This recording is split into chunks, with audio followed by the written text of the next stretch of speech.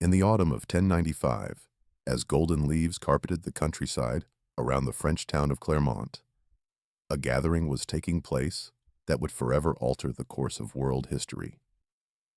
Pope Urban II, a man whose piercing eyes reflected both divine fervor and political acumen, stood before a crowd of knights, nobles, clergy, and common folk.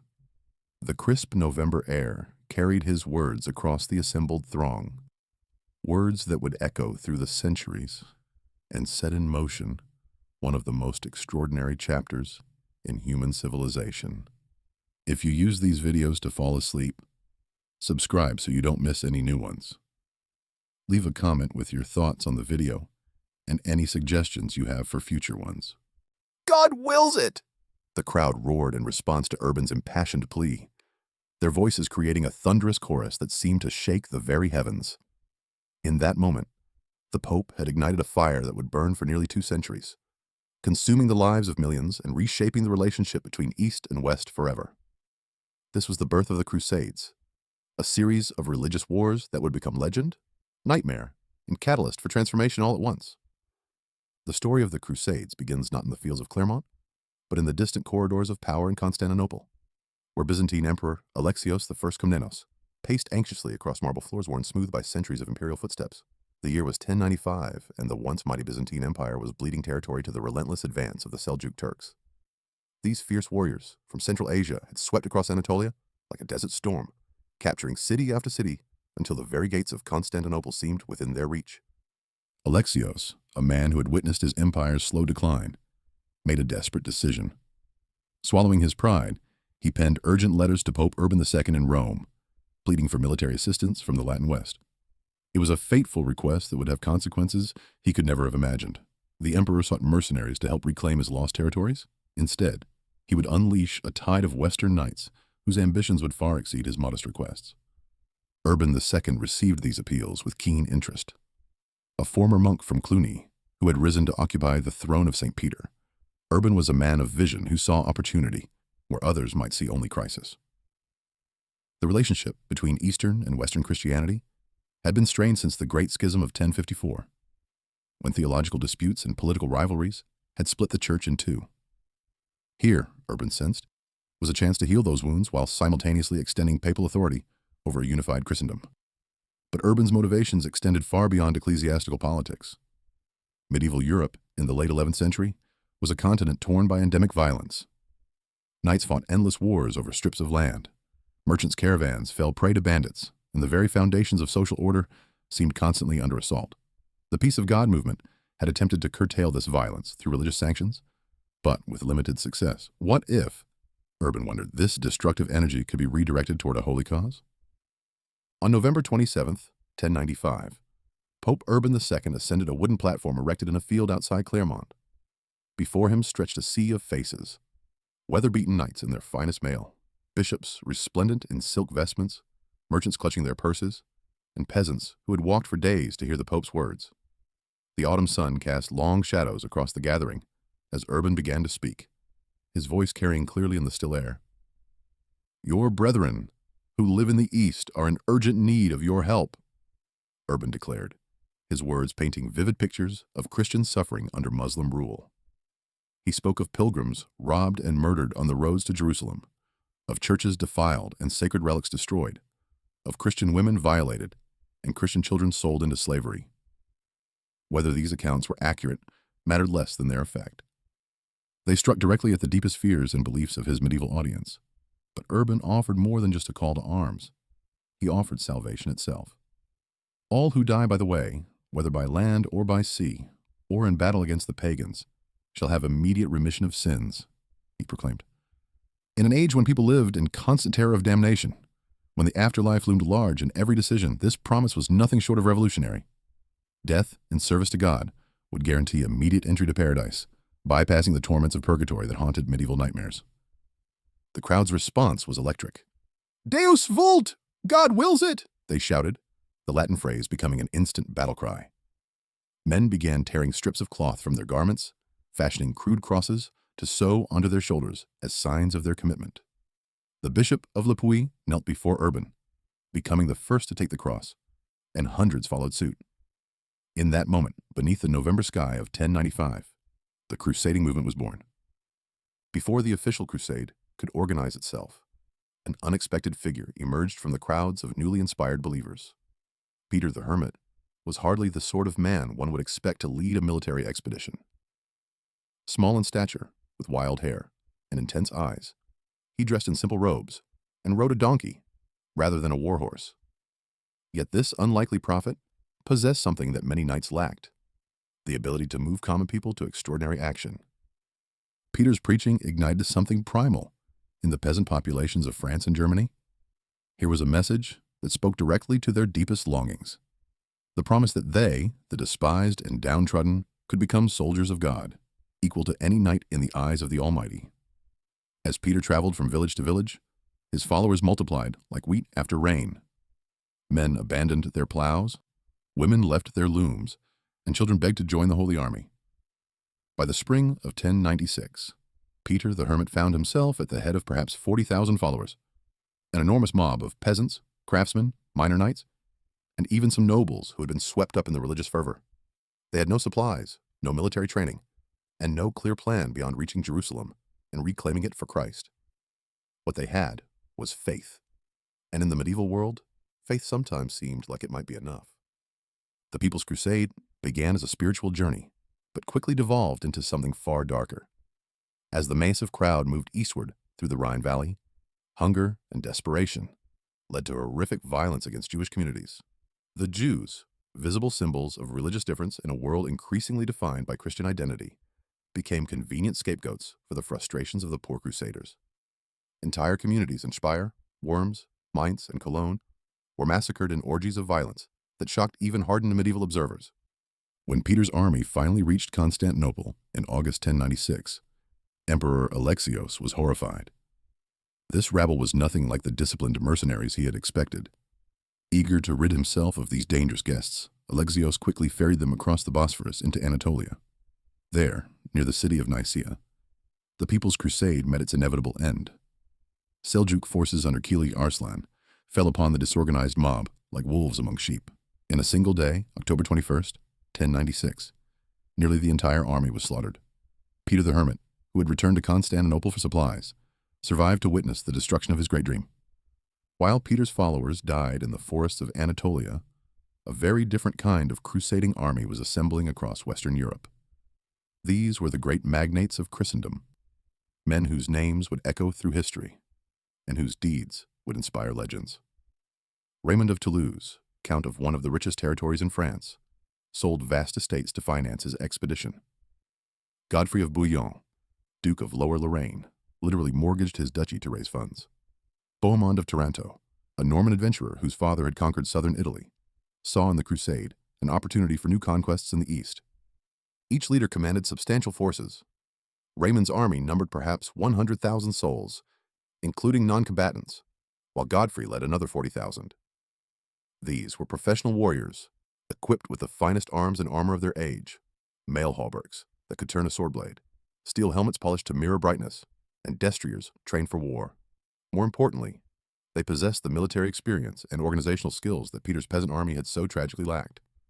The convergence of these armies at Constantinople in late 1096 and early 1097 created a spectacle unlike anything the ancient city had ever witnessed. For centuries, Constantinople had stood as the greatest city in the Christian world, its massive walls and golden domes a testament to Byzantine power and wealth. Now its streets filled with foreign knights, whose rough manners and alien customs seemed barely civilized to Greek observers. Emperor Alexios faced an extraordinary dilemma. These Western armies were far larger and more powerful than anything he had requested. Worse, their leaders showed disturbing independence, treating him more as an equal than as the sovereign who had summoned their aid.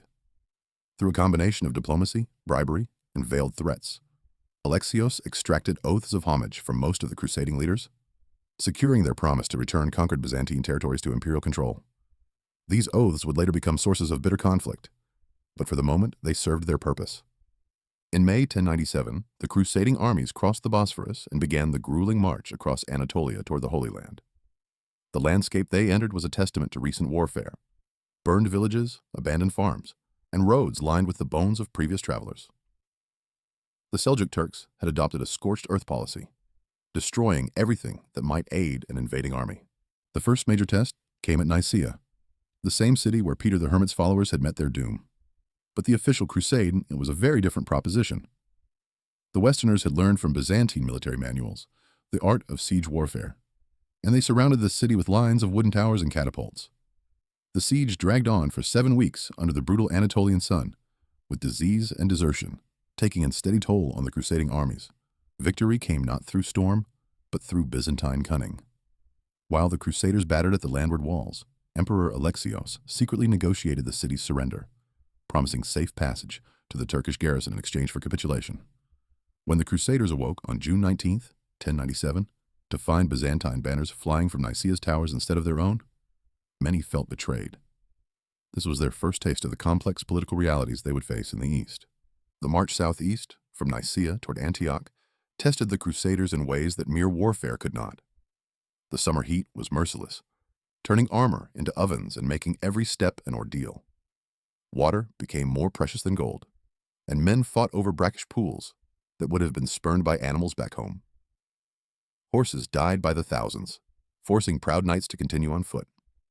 The great army that had set out from Constantinople began to look more like a procession of beggars. At Dorylaeum on July 1st, 1097, Sultan Kili Arslan attempted to destroy the crusading army through a massive ambush. His plan was sound: catch the Westerners strung out on the march and annihilate them piecemeal with superior numbers and mobility.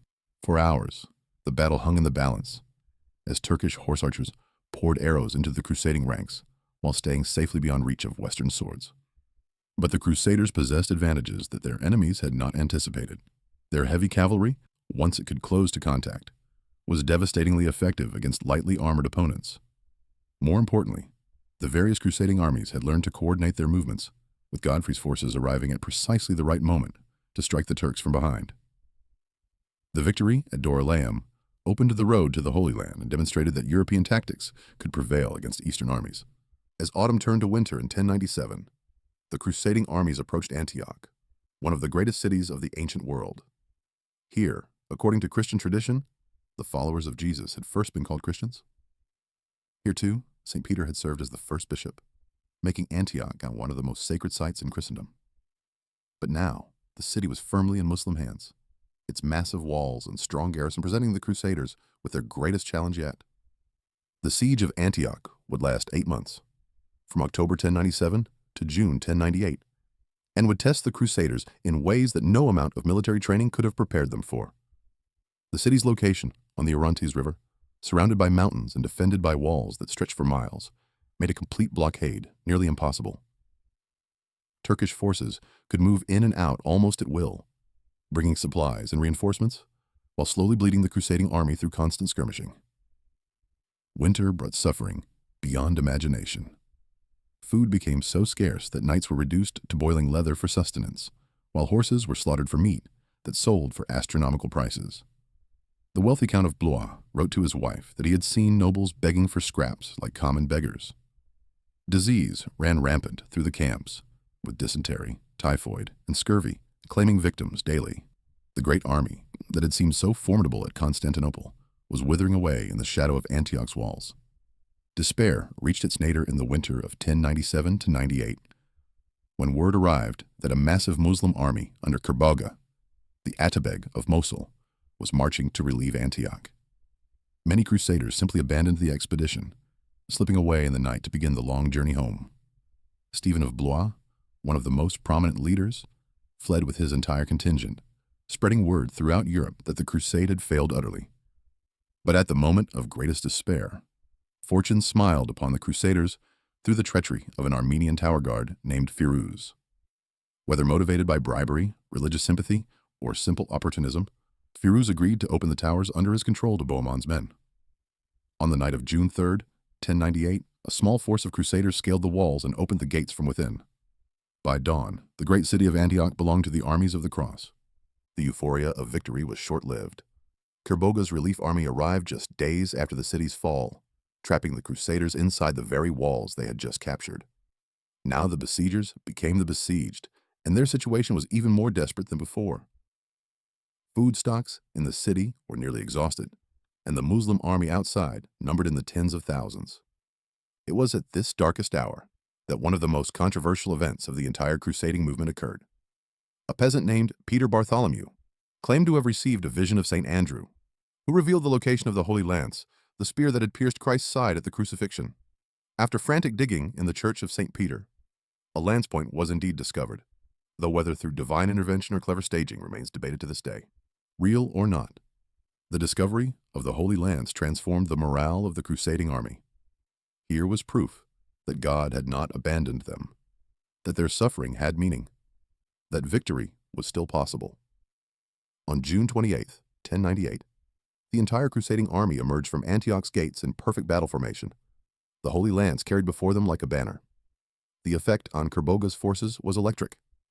Faced with what appeared to be a divinely inspired enemy, the Muslim army simply melted away. The road to Jerusalem lay open. The final approach to Jerusalem in June 1099 must have seemed like a dream to the surviving crusaders. After 4 years of unimaginable hardship, they could finally see the golden dome of the rock gleaming in the distance, the walls of the city that held the tomb of their Savior. Many wept openly at the sight, falling to their knees in prayer and thanksgiving. They had survived when all logic said they should have perished.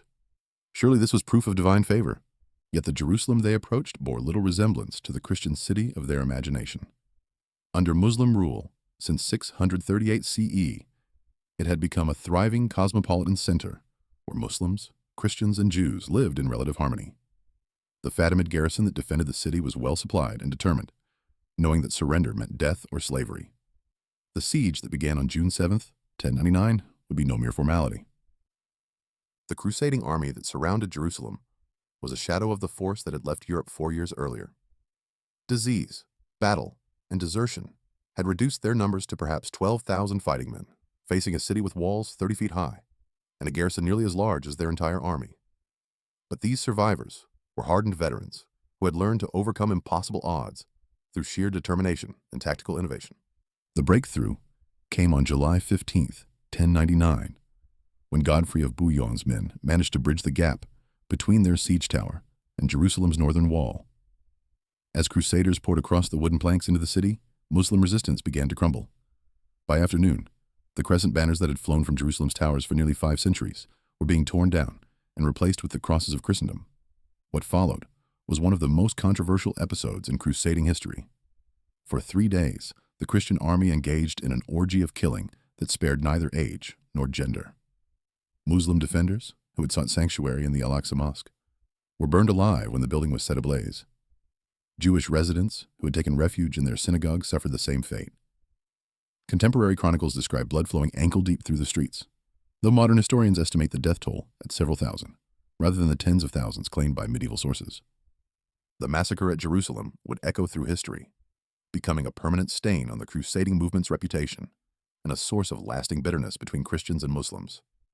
Yet to the Crusaders themselves, it seemed like divine justice. After years of suffering and sacrifice, they had reclaimed the holy city for Christ. Their joy was genuine and overwhelming, even as their actions horrified later generations. The conquest of Jerusalem marked not the end of the First Crusade, but the beginning of a new chapter in medieval history. Faced with the practical challenge of governing their conquests, the Crusaders established 4 states that would endure for nearly 2 centuries. The Kingdom of Jerusalem, the County of Edessa, the Principality of Antioch, and the County of Tripoli. Collectively known as Outremer, these states represented a unique fusion of Western and Eastern cultures. Godfrey of Bouillon, chosen as ruler of Jerusalem, refused the title of king. In the city where Christ had worn a crown of thorns, styling himself instead as defender of the Holy Sepulchre. His brother Baldwin, who succeeded him in 1100, proved less modest and assumed the full dignity of kingship. Under Baldwin I and his successors, the Kingdom of Jerusalem developed into a sophisticated state that balanced the need for military readiness with the practical requirements of governing a diverse population. The Crusader states faced challenges that would have daunted even the most experienced rulers. They were essentially Christian islands in a Muslim sea dependent on supply lines that stretched thousands of miles back to Europe. Their populations were bewilderingly diverse. Frankish nobles and knights, Italian merchants, Greek Orthodox Christians, Jacobite, and Maronite Christians, Muslims, Jews, and various other communities, each with their own languages, customs, and allegiances. Yet for several decades, Outremer flourished. The ports of Acre, Tyre, and Antioch became thriving centers of international trade, while the inland territories developed sophisticated agricultural systems. Crusader castles like Croix de Chevalier became models of military architecture, their massive walls and innovative designs influencing fortress construction across Europe and the Middle East. From the unique circumstances of the Crusader states emerged one of medieval Europe's most distinctive institutions, the military religious orders. These organizations combined the monastic vows of poverty, chastity, and obedience with the martial duties of professional soldiers, creating warrior monks whose dedication and discipline made them the backbone of Crusader defense. The Knights Hospitaller originated before the First Crusade as a charitable organization caring for sick pilgrims in Jerusalem. Founded around 1077 by merchants from Amalfi, the Hospital of St. John initially focused entirely on medical care, maintaining a hospital that could accommodate over 2,000 patients. But the military realities of Outremer gradually transformed these monks into warriors, and by 1130 the Hospitallers had become a formidable military force.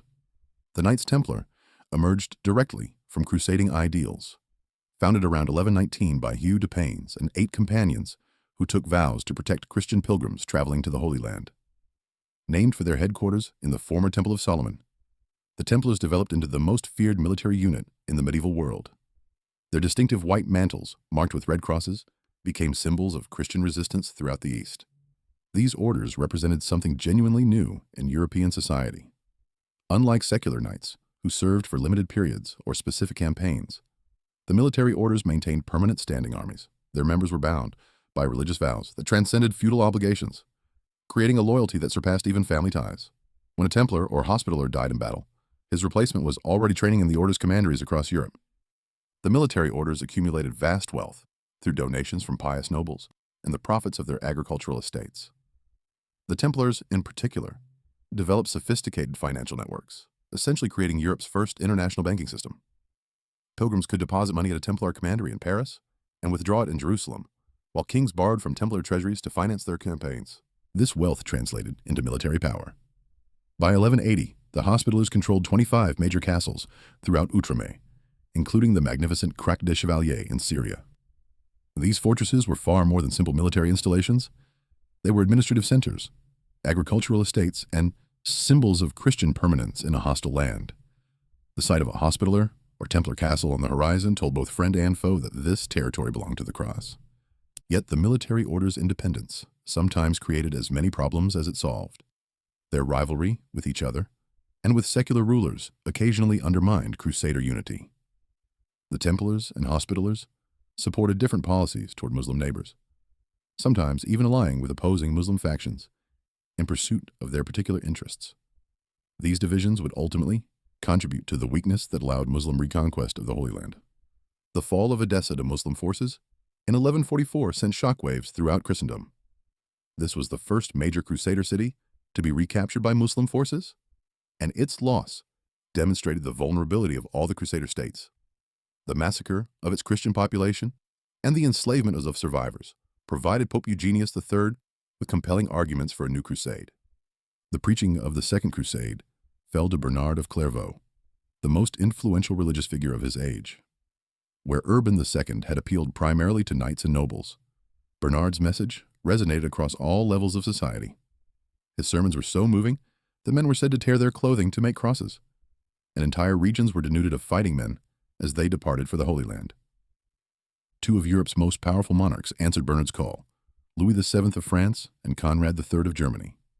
Never before had reigning kings personally led crusading expeditions, and their participation seemed to guarantee success. The French and German armies that assembled in 1147 were magnificent in their size and equipment, probably totaling over 100,000 men, including non-combatants. But the Second Crusade proved that royal leadership was no guarantee of victory. The German army, marching overland through Anatolia, was virtually destroyed by Turkish forces and the brutal climate. Conrad himself barely escaped with his life, arriving in Constantinople with only a fraction of his original force. The French army, taking a different route, suffered similar catastrophes, with Louis VII narrowly avoiding capture on multiple occasions. The remnants of both armies eventually reached the Holy Land, where they joined with local crusader forces for what should have been a triumphant campaign. Instead, the crusading leaders made one of the most strategically disastrous decisions in military history. They chose to attack Damascus, a Muslim city that had actually maintained peaceful relations with the Kingdom of Jerusalem.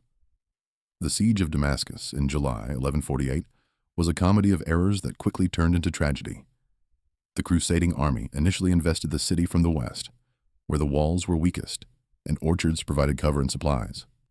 But local crusader nobles, fearing that success might result in European control of Damascus, convinced the newcomers to move to the eastern side of the city, where the walls were strongest and the terrain favored the defenders. The change of position proved fatal to crusading hopes.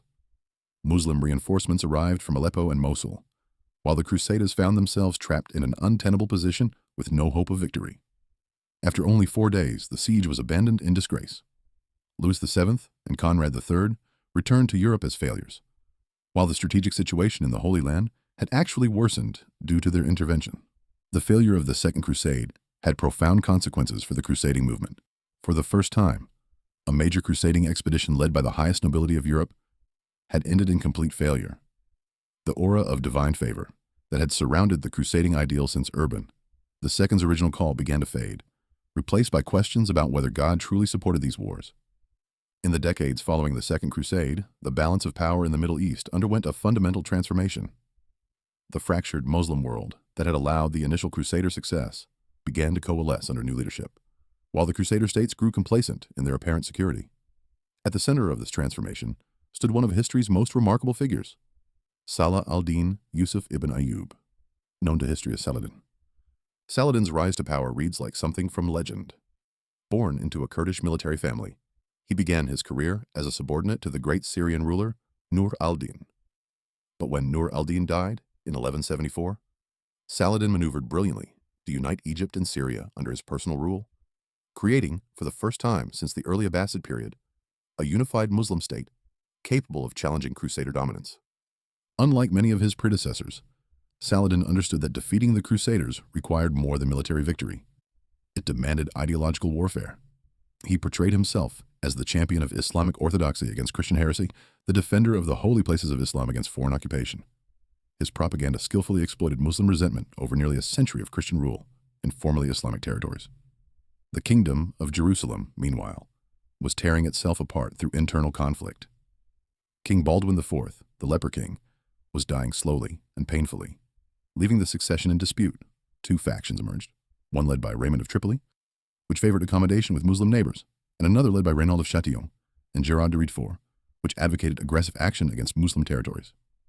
Reynald of Chatillon, in particular, seemed determined to provoke a war that would destroy the kingdom he claimed to serve.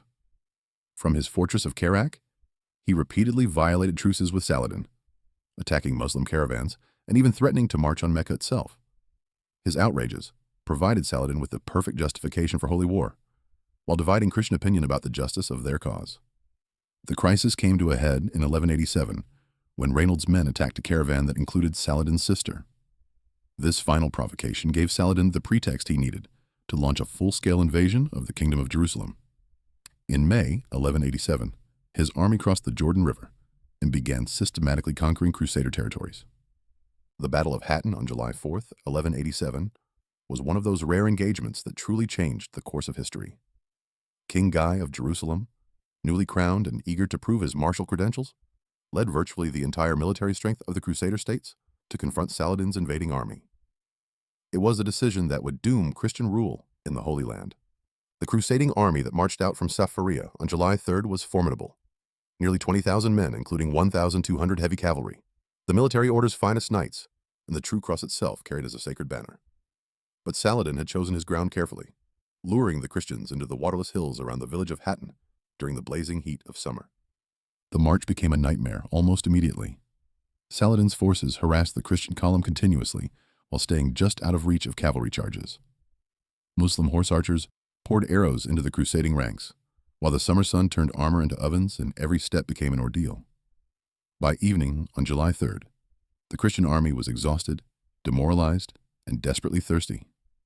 That night, as the Crusaders huddled around their fires, Saladin's men lit brush fires in the scrub around their camp.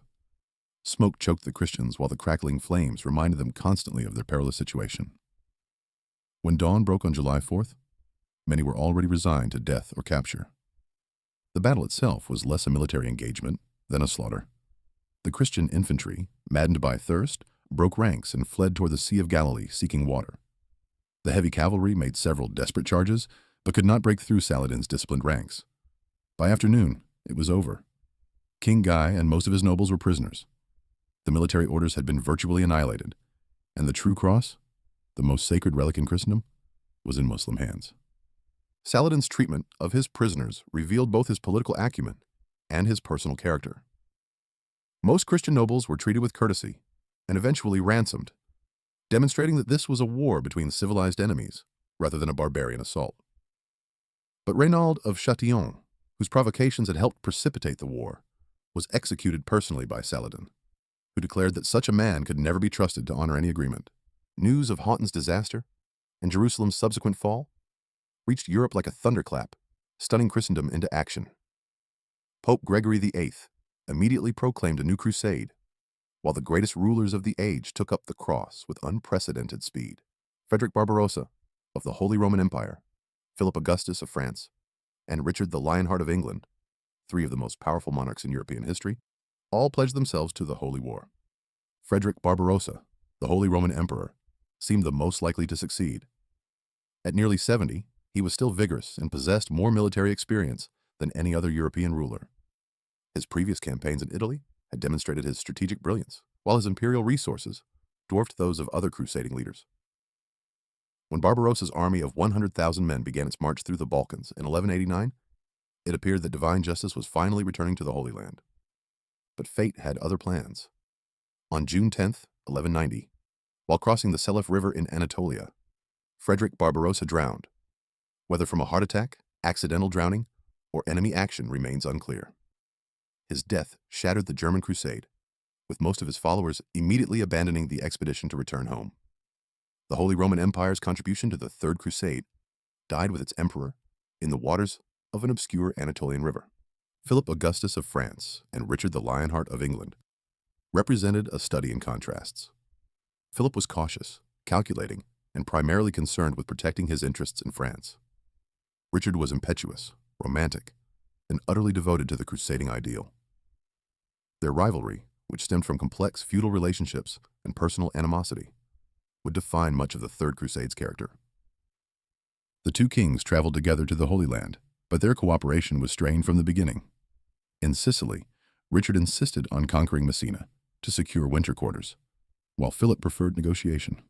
In Cyprus, Richard conquered the entire island in a month-long campaign, demonstrating the military prowess that would make him legendary, but also revealing his inability to focus solely on the Crusade's ostensible goal. When the two kings finally reached Acre in 1191, they found the city under siege by the remnants of the Kingdom of Jerusalem. The siege had lasted nearly 2 years, with both sides suffering enormous casualties from combat and disease. The arrival of the French and English armies tipped the balance decisively in favor of the Christians. And on July 12, 1191, Acre surrendered. The capture of Acre should have been a moment of triumph, but it quickly turned into controversy. Richard's execution of nearly 3,000 Muslim prisoners after Saladin failed to meet his ransom demands violated medieval codes of honor and provided Saladin with powerful propaganda. Philip Augustus, citing illness and pressing concerns in France, departed for Europe shortly after Acre's fall, leaving Richard as the sole leader of the crusade. What followed was one of history's most celebrated military rivalries. Richard the Lionheart and Saladin were both legends in their own time, representing the highest ideals of their respective cultures. Richard embodied the chivalric ideal of the perfect knight, brave to the point of recklessness, generous to his followers, and absolutely committed to his cause. Saladin represented the Islamic concept of the ideal ruler, just, merciful, and devoted to the defense of his faith. The campaign that followed Acre's fall became a series of strategic duels between these two masters of medieval warfare. Richard's march south along the coast toward Jerusalem demonstrated his tactical brilliance. He kept his army between Saladin's forces and the sea, ensuring secure supply lines while forcing the Muslims to attack across difficult terrain. At the Battle of Arsuf on September 7th, 1191, Richard's disciplined tactics resulted in a crushing victory that opened the road to Jerusalem. Yet for all his military success, Richard never reached his ultimate goal. 3 times he advanced to within sight of Jerusalem's walls, and 3 times he turned back. The practical difficulties were overwhelming. Even if he captured the city, how could he hold it with an army that was shrinking daily through death and desertion? How could he maintain supply lines that stretched across hundreds of miles of hostile territory?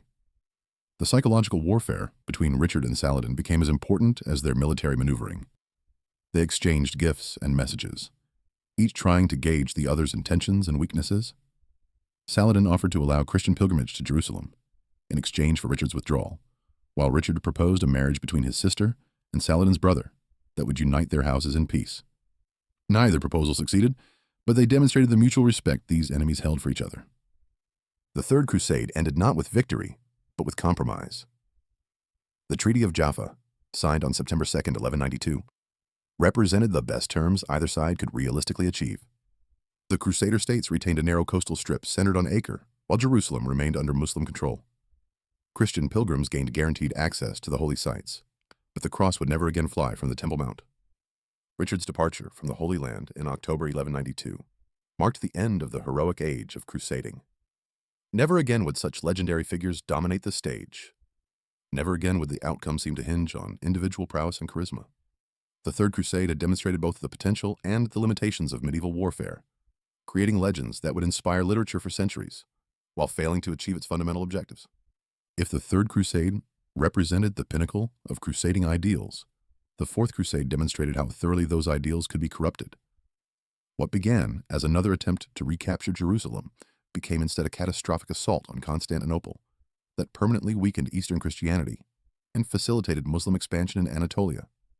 Pope Innocent III proclaimed the Fourth Crusade in 1198. But from the beginning, this expedition was plagued by practical difficulties. The crusading army that assembled in Venice in 1202 was much smaller than anticipated, leaving the organizers unable to pay the enormous fees demanded by the Venetians for transportation to the Holy Land. The situation created an opportunity for the aged Doge Enrico Dandolo, whose hatred of Byzantium was legendary. Dandolo proposed a solution that would haunt Christianity for centuries. The Crusaders could work off their transportation debt by first capturing Zara, a Christian city that had rebelled against Venetian rule. Despite papal condemnation of this attack on fellow Christians, the Crusaders agreed. The sack of Zara in November 1202 was accomplished with minimal resistance, but it established a precedent for diverting the crusade from its original purpose. The final diversion came through the machinations of Alexios IV Angelos, a Byzantine prince who promised enormous rewards if the Crusaders would help him claim the imperial throne from his uncle. The young prince offered 200,000 silver marks, food for the entire crusading army, and 10,000 Byzantine troops to assist in conquering the Holy Land. To men already deep in debt and far from their original destination, these promises seemed too good to refuse. The crusading fleet that appeared before Constantinople in July 1203 was a terrifying sight to the city's inhabitants. Nearly 500 ships filled the Golden Horn, carrying perhaps 20,000 of the finest warriors in Europe. The capital of Eastern Christianity, which had withstood Muslim sieges for centuries, now faced assault from those who claimed to be its protectors. The first siege succeeded almost immediately. Alexios III fled the city rather than face the Western armies, leaving his nephew to claim the throne as Alexios IV. But the new emperor soon discovered that his promises far exceeded his ability to fulfill them. The Byzantine treasury was insufficient to pay the promised subsidies, while popular hatred of the Latin allies made cooperation impossible. The situation deteriorated rapidly through the winter of 1203-04. Alexios IV was murdered in a palace coup, leaving the Crusaders without their promised payments and surrounded by a hostile population. Venice's Doge Dandolo, now nearly 90 and blind, pressed for a direct assault on the city that would secure Venetian commercial dominance in the eastern Mediterranean. The Second Siege of Constantinople began on April 9, 1204, and lasted only 4 days. The seawall, which had protected the city for 8 centuries, was finally breached by Venetian ships that managed to link their bridges to the fortifications. Once inside the city, Western discipline collapsed entirely, as soldiers who had taken vows of poverty and service to God engaged in 3 days of unprecedented looting. The destruction was staggering even by medieval standards. Libraries containing priceless Greek manuscripts were burned for fuel, while bronze statues that had adorned the city since antiquity were melted down for their metal. The looting was so thorough that Venice and other Italian cities displayed Byzantine treasures for centuries afterward. The famous bronze horses of St. Mark's in Venice were among the artistic treasures torn from Constantinople's hippodrome. But the cultural destruction paled beside the political consequences. The Byzantine Empire, which had served as a buffer between Christian Europe and the Islamic world for nearly 8 centuries, was shattered into fragments. The Latin Empire, established by the Crusaders, proved weak and short-lived, while the Greek successor states lacked the resources to restore Byzantine power. The Fourth Crusade had accomplished what centuries of Muslim pressure had failed to achieve: the effective destruction of Eastern Christianity's greatest bulwark. The impact on the crusading movement itself was equally devastating. For the first time, a major crusading expedition had attacked and conquered a Christian city rather than fighting Muslims. The moral authority of the crusading ideal, already damaged by various excesses and failures, suffered a blow from which it would never fully recover. The Fifth Crusade, launched in 1217, represented a new strategic approach to the problem of recapturing Jerusalem. Rather than attacking the Holy Land directly, this expedition aimed to conquer Egypt, reasoning that control of the Nile would force Muslim leaders to trade Jerusalem for the return of their richest province. The strategy was sound in theory, but proved disastrous in execution. The crusading army that landed at Damietta in 1218 was well-equipped and ably led, successfully capturing this key fortress at the mouth of the Nile after a siege lasting over a year. But instead of consolidating their gains and negotiating from strength, the Crusaders chose to advance up the Nile toward Cairo during the flood season. The result was predictable. Trapped by rising waters and surrounded by Muslim forces, the crusading army faced annihilation.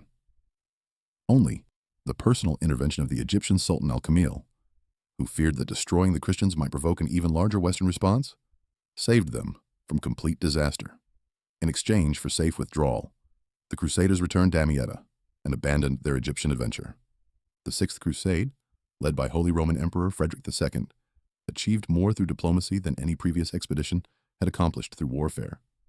Frederick's approach was revolutionary. Instead of viewing Muslims as implacable enemies, he recognized them as potential negotiating partners with whom mutually beneficial agreements might be reached. Frederick's success stemmed partly from his unique background. Raised in Sicily, he spoke Arabic fluently and understood Islamic culture in ways that most European rulers did not. His correspondence with Egyptian Sultan Al-Kamil was conducted with mutual respect and genuine intellectual curiosity about each other's beliefs and customs. The treaty signed in February 1229 returned Jerusalem, Bethlehem, and Nazareth to Christian control for 10 years, in exchange for Frederick's withdrawal from the Holy Land. It was the most successful diplomatic achievement of any crusading leader, accomplished without a single major battle. Yet Frederick's triumph was tainted by controversy. He had been excommunicated by the Pope before departing for the East, making him a crusader without the Church's blessing. The Seventh and Eighth Crusades, both led by Louis IX of France, later St. Louis, represented the final flowering of the crusading ideal. Louis embodied everything medieval Christianity admired in a ruler. He was pious, just, generous to the poor, and absolutely committed to serving God through warfare against the enemies of the faith. The Seventh Crusade followed the same Egyptian strategy as the Fifth, with initially promising results. Louis captured Damietta in 1249 and advanced toward Cairo with confidence. But like his predecessors, he underestimated the difficulties of campaigning in the Nile Delta during flood season. Disease decimated his army, and at the Battle of Fariscour in 1250, Louis himself was captured along with most of his surviving nobles. The king's captivity became the stuff of legend. Refusing all attempts to convert him to Islam, Louis maintained his dignity throughout months of imprisonment, earning the respect even of his Muslim captors. His eventual ransom was enormous, 800,000 bezants plus the return of Damietta. But his reputation for sanctity was enhanced rather than diminished by his sufferings. The Eighth Crusade in 1270 proved to be Louis's final campaign.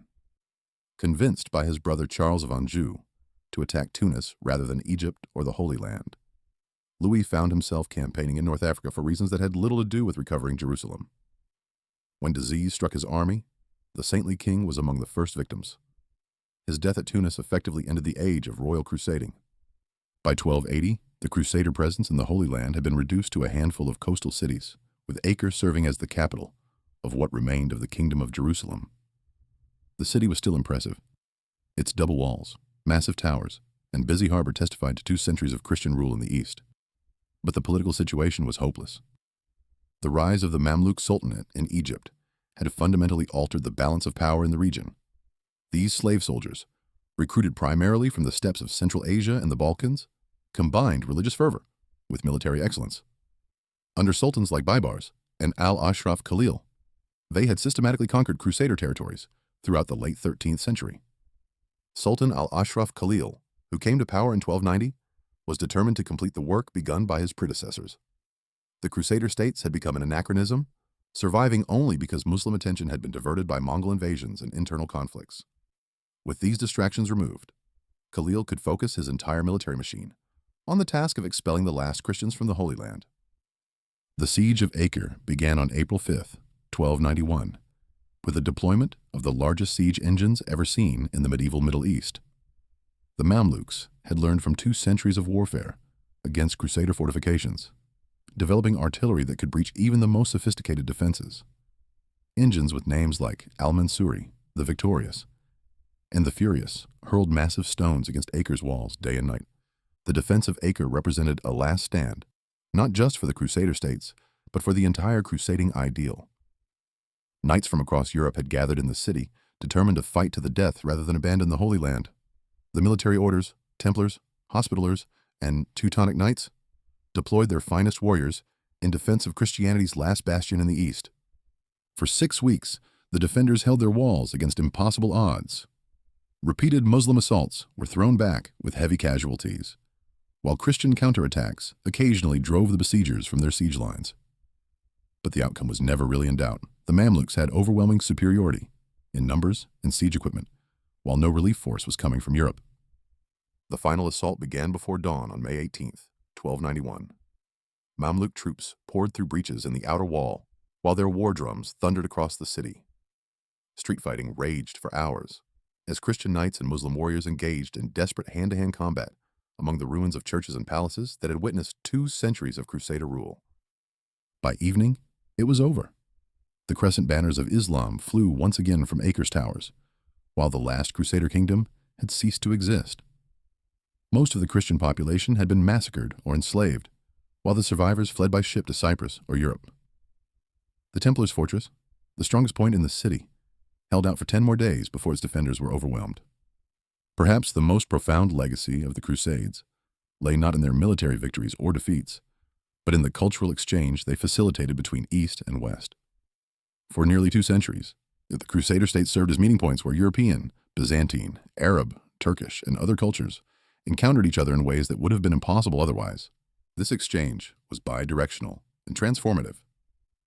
Europeans learned about paper manufacturing from Syrian craftsmen, adopting techniques that revolutionized book production and literacy throughout the West.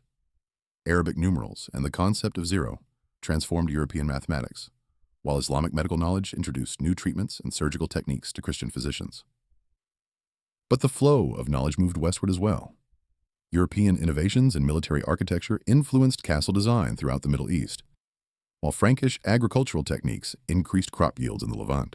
The Crusaders introduced industrial methods for sugar production that made this luxury crop profitable on a large scale. The impact on cuisine was particularly significant. Sugar, rice, citrus fruits, and dozens of spices became available in European markets for the first time, transforming cooking throughout the West. These new foods were initially luxury items, available only to the wealthy. But their gradual adoption down the social hierarchy changed European dietary patterns permanently. The Crusades accelerated the transfer of technological knowledge that would eventually contribute to Europe's later scientific revolution. Islamic innovations in navigation, including the compass and improved cartographical techniques, reached European sailors through contact in Crusader ports. Mathematical concepts like algebra and trigonometry, preserved and developed by Islamic scholars, found their way into European universities. Medical knowledge flowed particularly freely across cultural boundaries. The Hospital of St. John in Jerusalem became a center for medical innovation, where European, Byzantine, and Islamic physicians worked together to develop new treatments. The Hospitaller's medical practices, refined through centuries of treating battle wounds and tropical diseases, were eventually adopted throughout Europe. Architecture represented another area of significant exchange. The distinctive style of crusader castles combined European military engineering with Eastern architectural traditions, creating fortress designs that were more sophisticated than anything previously seen in either culture. These innovations influenced castle construction from England to Egypt. The commercial impact of the Crusades was perhaps even more significant than their cultural influence.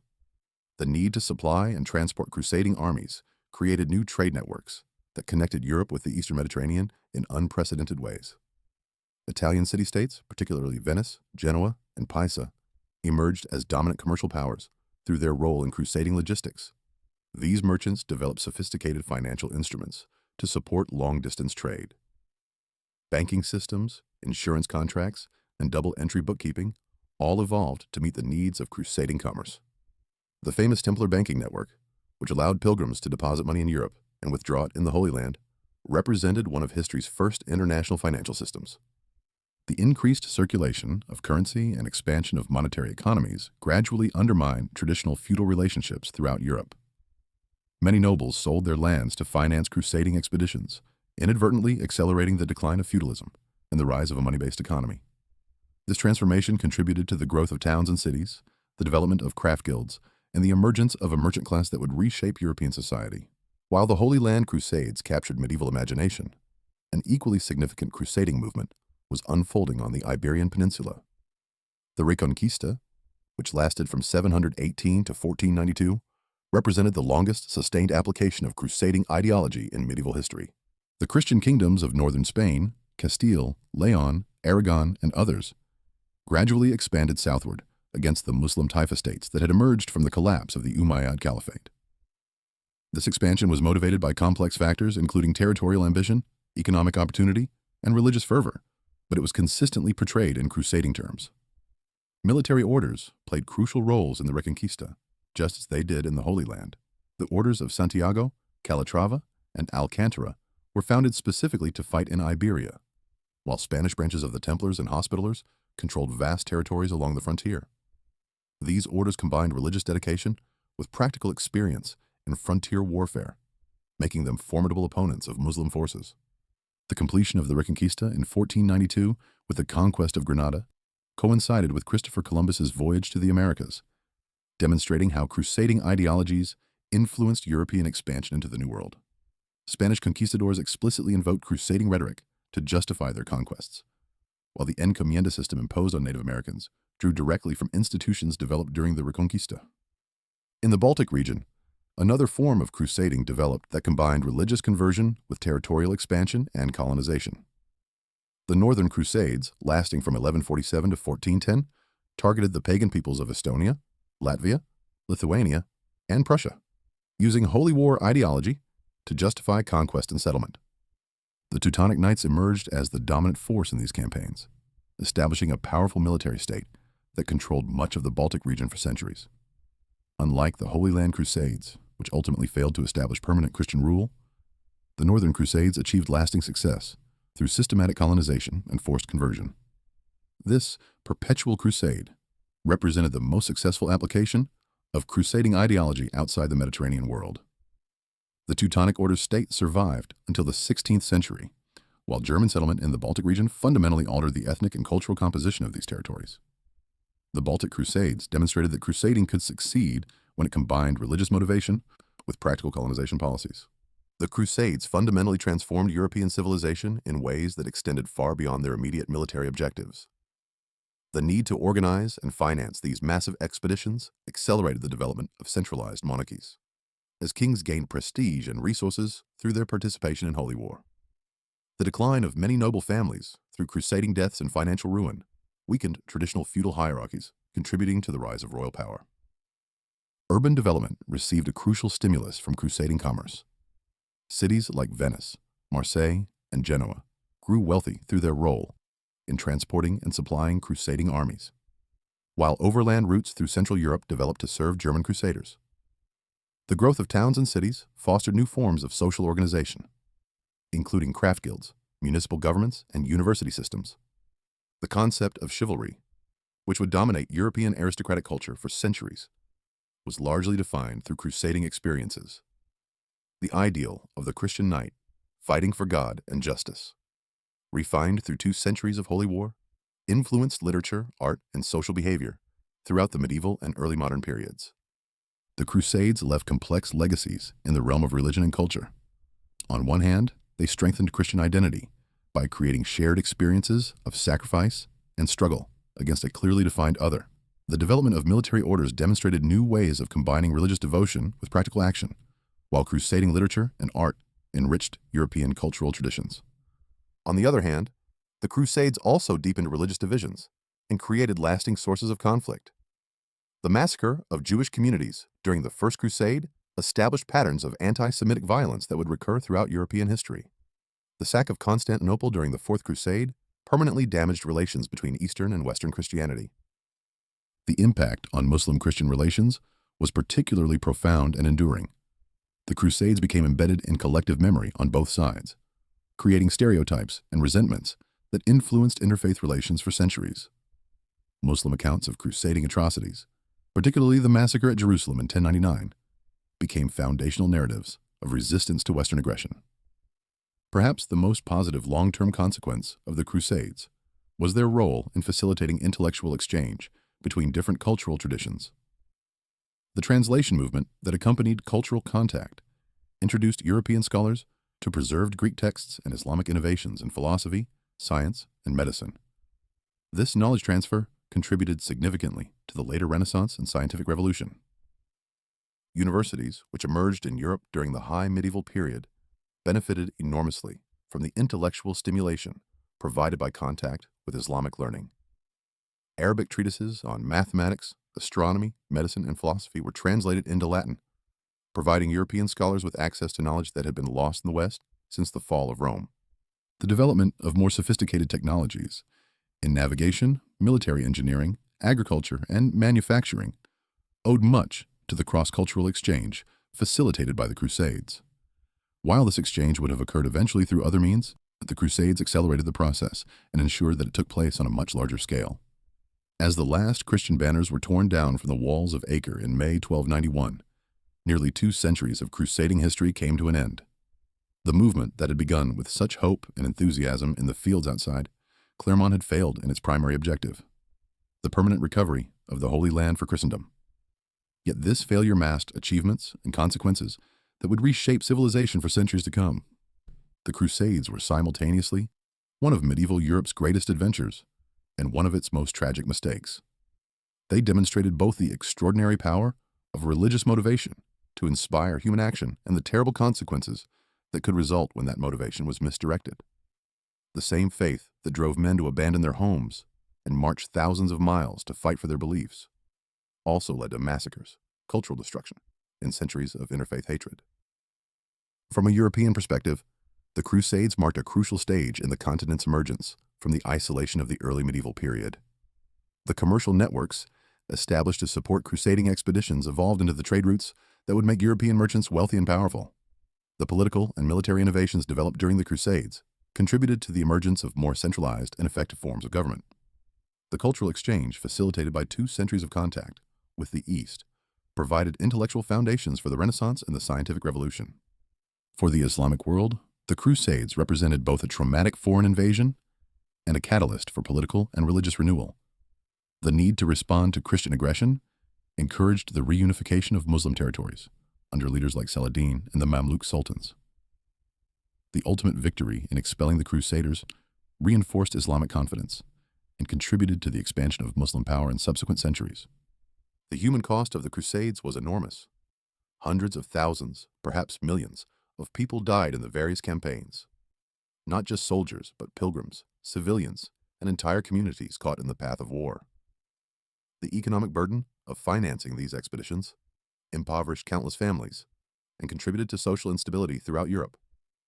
The cultural destruction wrought by crusading armies, most notably the sack of Constantinople, represented irreplaceable losses to human civilization. Yet it would be wrong to judge the Crusades solely by their failures and excesses.